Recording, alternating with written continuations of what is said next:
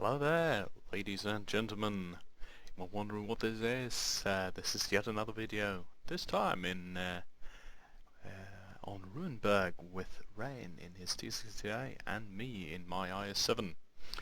This is actually one of the most fun games I have had thus far in the Is-7, and a good game for Rehin as well.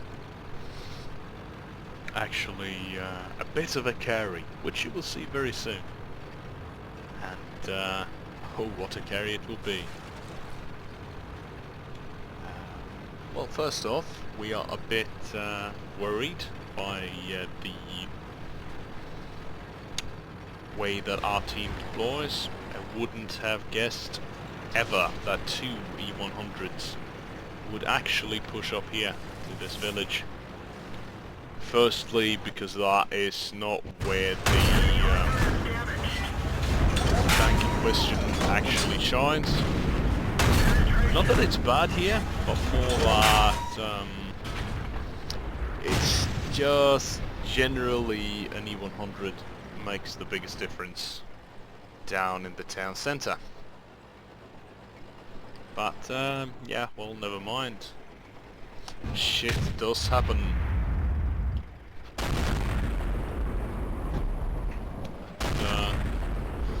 Well, let's just say shit will happen.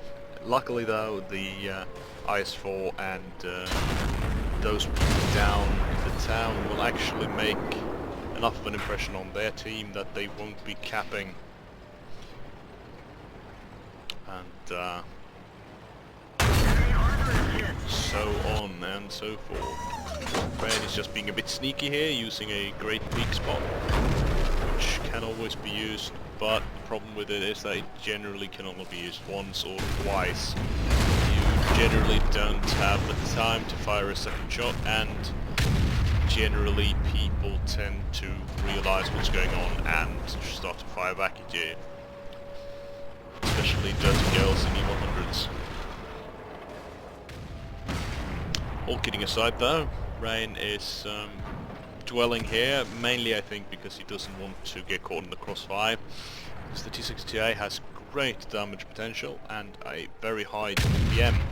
But, on the other hand, it can't take punishment for shit. One of the main things about the T-62A is that you can't tell it. You can use it as much as you like, but it can't bounce jack. That is the main rule. It is a good flanker, it's a good brawler, but it can't take a baiting unless they are firing at your turret. And here Rehin gets fired at from behind, into his turret actually, but in a flat angle on the weakest part of the same turret. Rehin is a bit unlucky, getting a bounce of the T-32's side. How? I'm not sure. Might be due to the fact that it might have gone high and the tracks nowadays work like spaced armour. And well, we're in a bit of a troublesome spot here, but luckily those guys at town will be doing just enough to convince the enemy team that they are in the top on the front seat, and enough to let us up here take care of their friends.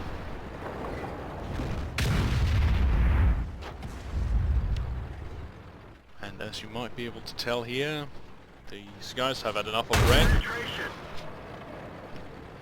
And we'll tell them what they think of him.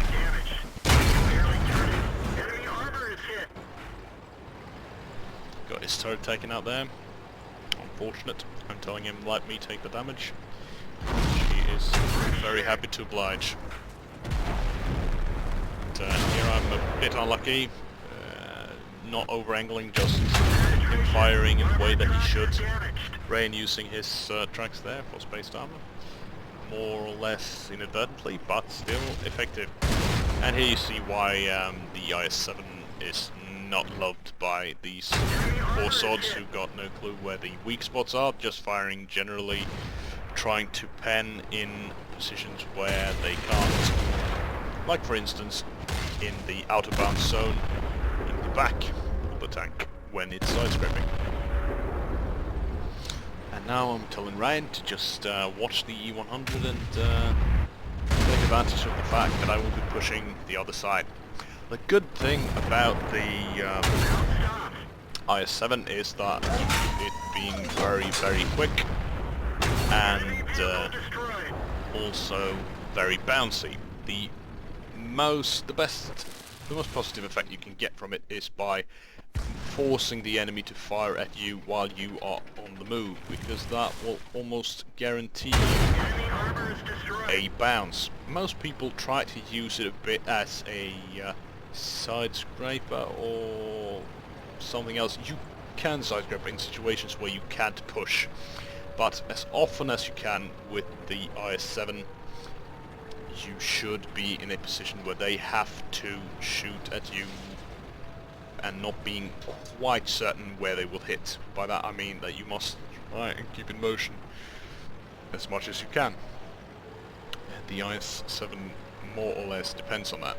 And here we are quite, I would say, lucky, because you need a bit of luck as well. The T-57 and E100 are very, very, very confident.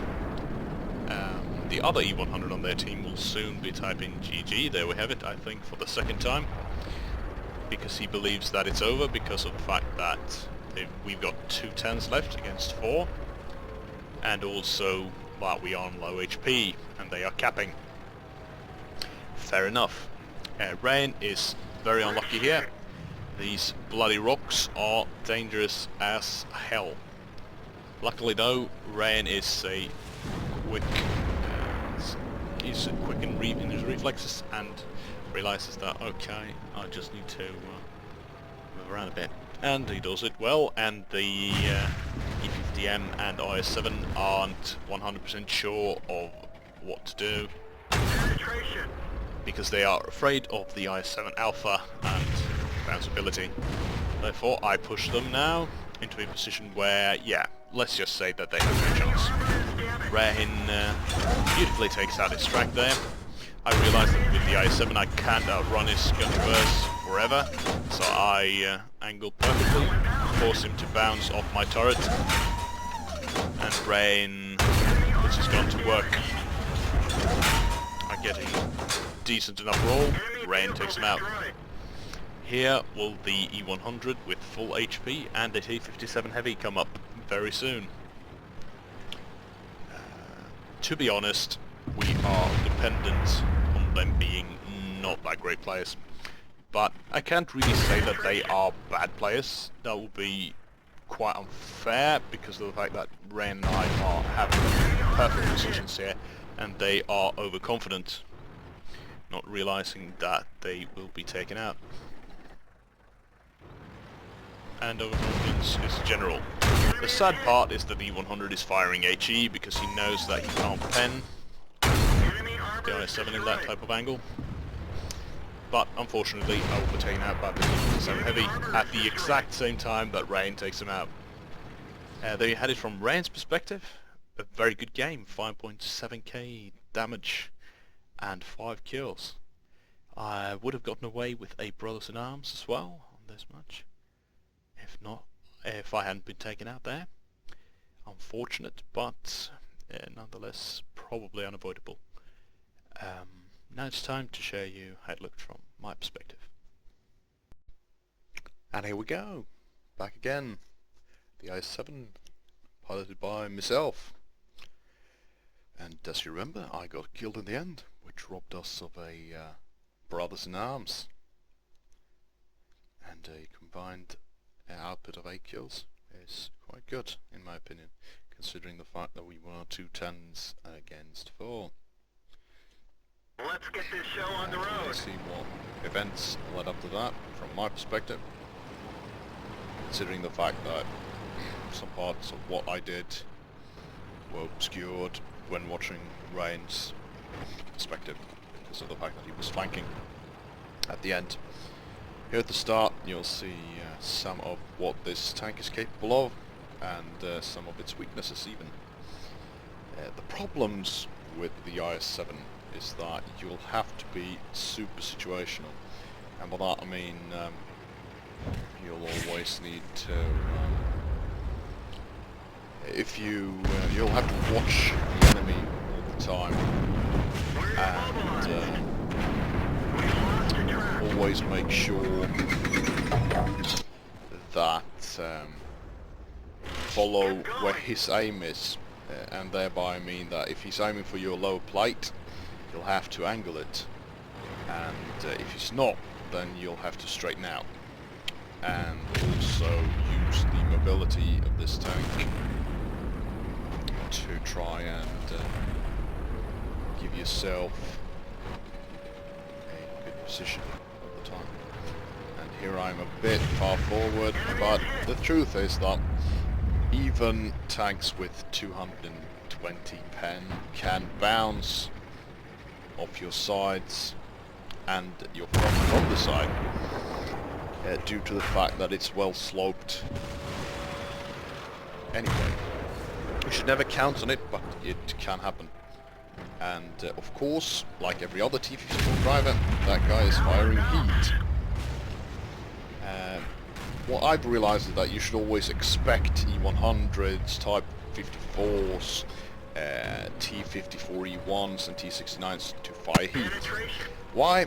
Because most people have no clue what they're doing, and they need the help of heat. I sometimes use premium ammo, but I tend to use it to change the dynamics of a game. And here this Jag Panzer 100, not sure what he's doing, not even sure why he's up here. But yeah, taking the tracks of a T-71 is apparently good enough for a tank of that damage output. The truth is that those of them who are hanging around up here tend to be quite over-aggressive. I'm not saying that I'm not aggressive, but I am saying that I can handle it. Luckily, the people in the town or in the city are competent enough to solve their own problems. Not to say that we don't get backup from these guys, they are doing a very important job keeping the enemy away from us and making it impossible for them to rush. But of course they will be very aggressive anyway, and that will lead to their downfall. Which I appreciate. Some damage done thus far, and as you might be aware of, I am attempting to make sure that I am in positions where I don't get shot at unnecessarily. I will unfortunately be putting myself in a position now where the T-110E5 can actually penetrate me even though I'm side scraping due to the big cheeks of this tank. Luckily though, I will side scrape very well more than in future. And he will just find himself bouncing. Of course I bounce as well, but that is what happens with this gun. Sometimes it just doesn't hit where you want it to. The weakness this tank has against the T-5 is that it's not 100% certain that it will penetrate the lower front plate unless you hit it in the edges of it. But guaranteed with this gun is that the damage it does per shot is heavy enough. Because a 490 damage average is very, very good. Unfortunately, I will waste a shot here. And yeah, shit happens. Luckily though, 5 shots and 6 premium rounds and 4 high G will be quite enough. And that is time apparently for the team to whine at each other, which is fair enough because I don't give a fuck. But let's see here. Their E100 and T-57 Heavy will be heading up towards our spawn point. I am quite uncertain to where their IS-4 is, but I am on the other hand quite positive that I will be in no trouble whatsoever, due to the fact that most IS-4 players have very tough time penetrating the IS-7 due to its high mobility and bouncy front. And I realized, yeah, there's 2 tanks in the cap. One of them is not the T-57 and the other one isn't the E100, so it must be the IS-4 and E-50M, which it turns out to be. And sadly they put 2 shots into Rehin, but that won't matter because he knows what he's doing anyway. And the E-50M is the most dangerous of these 2 tanks, and now we'll just put one into the lower frontal plate on the IS-4. Luckily, on our part though, is that the IS-4 took some extra damage and was distracted by the IS-4. Here I decide to straighten out as to not risk Rehin the rangefinder took a hit. We can only shoot close targets. as to not risk Rehin losing damage of it. Enemy armor is damaged. And as you can tell, I only took 42 damage from pushing him. We've got the rangefinder And working. here I'm but it's thinking, not no, I shouldn't stay in the cap because then he'll be sure where I am. Of course I can still stay in this position. Here I was actually hoping that he wouldn't be this far forward so that I could side grip, but no, not going to happen. track. Get going. So I am just, I know I've got one more shot and need to keep him in place so that Rehin can rain down the hurt. And I know also that he's firing HV, which probably, which gives me the impression that he is by probability alone already out of ammo.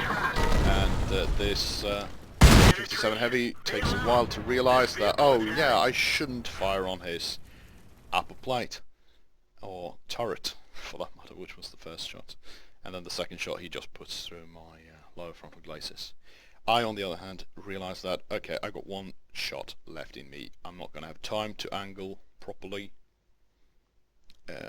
even though it might have had lucky bounce off my lower frontal glacis, but he's got high enough pen to just put one straight through. And therefore, I felt that, yeah, well, just need to put that one into him. He will be dead the next time Rehin fires. Sadly, Rehin fired at the exact same time that the T-57 Heavy did, and therefore I died. But anyway, 7,500 damage and a quite positive result in my opinion. I sincerely hope you enjoyed this game as much as I did, both commentating and playing this game. Thank you for watching to the end. I will see you guys next time.